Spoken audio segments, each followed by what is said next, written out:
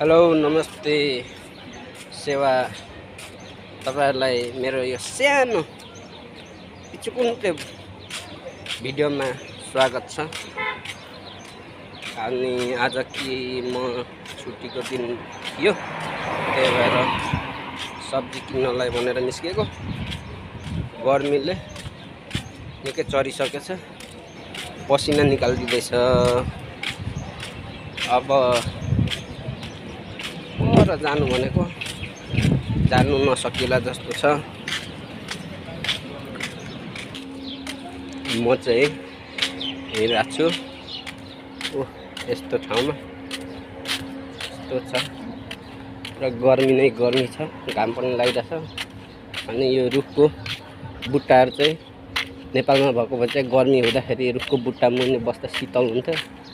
यहाँ चाहिँ जहाँ बसे पनि गरमै छ, एसी नभए चाहिँ हुँदैन, पसिना आइहाल्छ बाहिर निस्किने बित्तिकै। यस्तो छ। खासमा म चाहिँ परको त्योभन्दा पारिपट्टि जानु भनेको, अब सकिला जस्तो छैन गर्मीले। अब यहाँनिर एउटा मार्केट छ, त्यहाँबाट थोरै सामान लान्छु अब 1-2 दिनलाई। आज मेरो साथी पनि छैन, ड्युटीमा जानुभएको छ ओभरटाइममा, मेरो चाहिँ थिएन। अब यो मार्केटमा छिर्छु अनि 2-4 दिनको लागि सब्जी लान्छु। सब्जीहरू पनि छुइसक्नु छैन, अब लाने हो यति भन्दै तपाईहरुलाई बाई। अब सब्जी यसमा मात्रै लिन्छु त जान्न भनेको, जानु नै पर्ने भयो साथी। यहाँ सब्जी केही नै छैन, त्यो पनि लास्टै महँगो छ। पहिला यहाँ पहिलोचोटि उद्घाटन हुँदाखेरि एकदम सस्तो थियो, अहिले चाहिँ फेरि सबैभन्दा महँगो जस्तो भइसकेको छ। सब्जी पनि ताजा छैन, राम्रो छैन, त्यही भएको काउली छ बिग्रेको, भेन्टा छ त्यो पनि आफ्नो तिरोलो भन्दा ठुल्ठुलो, कामै छैन त्यो।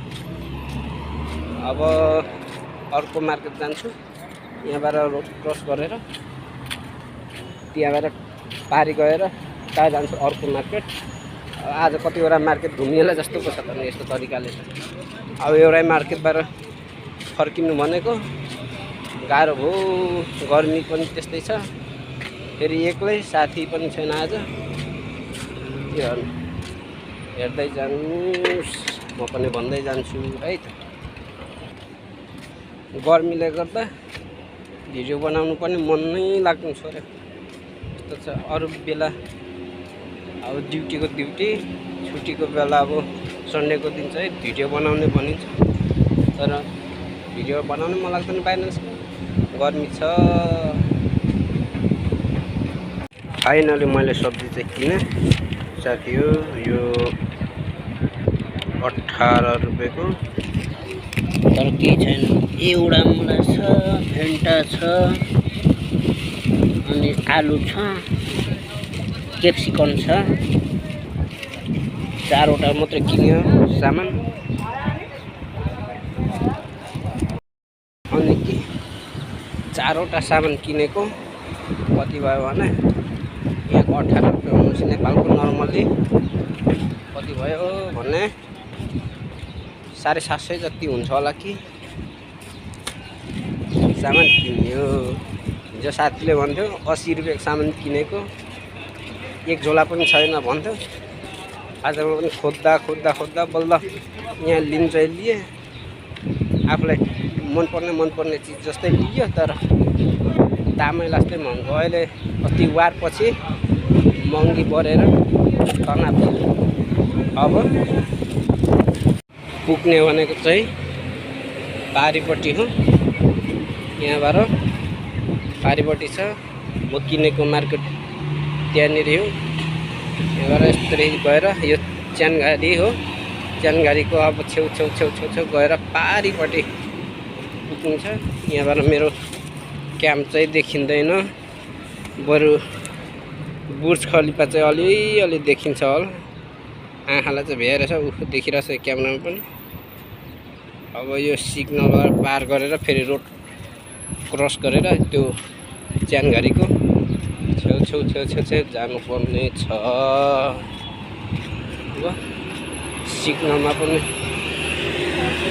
छिर्नु पर्यो। यो सिग्नलमा फेरि छिर्नु जानिएन भने फाइन पनि हान्छ भन्छ। तर म चाहिँ अहिलेसम्म परेको छु। यता त त्यति टाइट पनि छन् त छैन।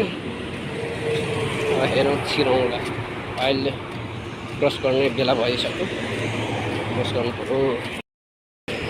अब चाहिँ क्याम्प जाँदैछु साथी हो। क्याम्पबाट पुगेपछि चाहिँ मेरो भिडियो इन भयो। एकजना साथी पनि मिल्यो कम्पनीको अलकोच गएको अरे फर्किँदै गरेको रहेछ। अगाडि जाँदा पुल्टिङ गइरहेछ म जस्तै। यो चाहिँ फेरि इन्डियन हो। यो च्यानघारीको छेउ गएर पर त्यो रुख भएको देख्यो राइट लाग्यो। अनि एक स्टेप उतापट्टि गएर चाहिँ क्याम्प पुग्छु।